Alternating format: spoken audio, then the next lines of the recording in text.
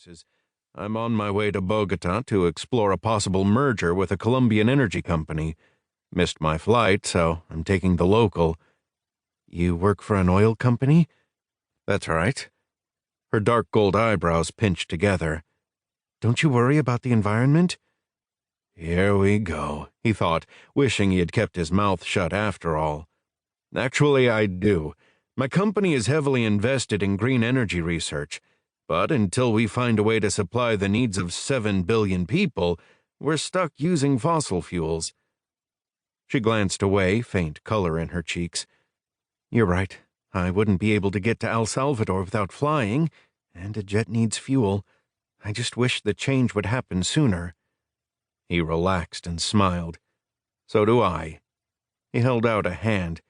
"Derek Stiles. I know your name is Breanna." "Yes, everyone just calls me Bree." "Nice to meet you, Bree." "You too, Derek." When the flight attendant appeared to take their drink orders, Bree asked for a glass of Chardonnay, and Derek found himself ordering a scotch. He reminded himself he needed to be working or sleeping, but as the conversation continued, he discovered he was enjoying himself. "So you live in Houston?" he asked, intrigued despite himself. "Dallas. I was in Houston for a charity benefit. It was easier just to fly on down from there." "A charity benefit? Sounds like you were there to raise money." "That's right. We do a lot of good for the kids, but it's expensive." They talked some more. He deserved a little break, he told himself, ignoring his laptop. Everyone said he was a workaholic, and it was true. A few hours on a plane talking to a beautiful, interesting woman wasn't a crime.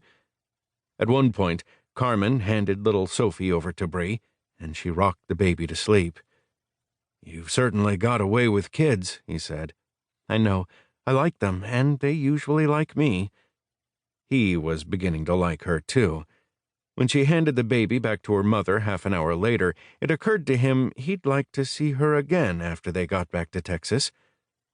"You know, Dallas isn't that far from Houston. That's where my company is headquartered, so I'm in the city fairly often. Any chance we could get together for a drink or dinner sometime?" She looked down at his left hand. He had seen her do it before. He smiled. "Not married, I promise." "Not living with anyone? No fiancé, no serious relationship, nothing like that?" He wondered why she was so wary and guessed she had been burned before. "I give you my word, I'm not involved with anyone." He didn't have time to be. "So how about dinner when we get back?" Her glance went over his expertly tailored navy blue suit and starched white shirt, clothes he hadn't had time to change out of. He was 6'2", kept himself in shape, and wasn't bad to look at. He wondered if she liked what she saw. "I don't date very much," she said. "Good. Then if you say yes, you'll make me feel special." She laughed. "All right. I'll give you my card. If you still want to get together when you get back to Texas, give me a call." "Great." They exchanged business cards, and he looked down at her name. Breanna Winters, Director of Finance, Renewed Hope Charities. One of his dark eyebrows went up. Director of Finance? Sounds like a big job.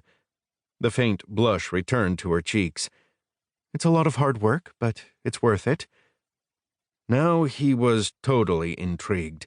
He wondered why she didn't date. She wasn't just pretty, she was also intelligent and interesting. He thought he was right about her having been burned. He didn't like the idea. He wondered about the prick who had done it. They ate their meals, rubber chicken in marsala sauce for him and a niçoise salad for her, laughing and talking as the plane winged south. They were an hour out of San Salvador International Airport when he noticed a commotion at the rear of the cabin. The curtain behind the business class section flew open, and a lean, black-haired man stood in the aisle, an assault rifle strapped across his chest. Adrenaline hit him like a punch in the stomach. In a thick Spanish accent, the gunman started shouting orders. "This plane is now under the control of the Defensores de Naturaleza de Honduras. You will all stay calm and keep to your seats. Do exactly as we say and no one will get hurt." Breanna made a sound in her throat. "Easy," Derek said softly. He reached for her hand and she laced her finger.